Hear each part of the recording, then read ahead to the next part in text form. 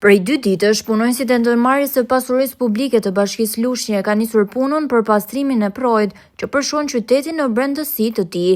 Ky prua, që prej rikualifikimit disa vite më parë, është shndruar në një arteri urbane që i shton hijeshi qytetit, fal trotuareve të sistemuar, pemëve dekorative dhe hapësirave të gjelbëruara që e rrethojnë.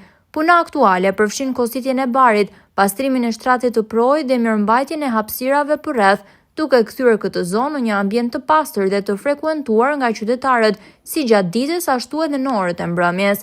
Ndriçimi modern dhe ura dekorative, e njohur si ura e bardhësisë, japin zonës një pamje të veçantë dhe moderne. Puna ka nisur fal ndërhyrjes së drejtorisë dhe punojësve të mjeteve të drejtorisë së pasurisë publike dhe drejtuesve të saj. Dikur, proji ishte një burim shqetësimi për banorët. Sot, proji Lushnjës është kthyer në një simbol të gjelbërimit dhe urbanizimit të qytetit. Kjo fal projekteve të Bashkisë Lushnjë dhe mbështetjes së qeverisë shqiptare, si dhe përkushtimit të kryetares së bashkisë për të ruajtur standardet e investimeve të kryera.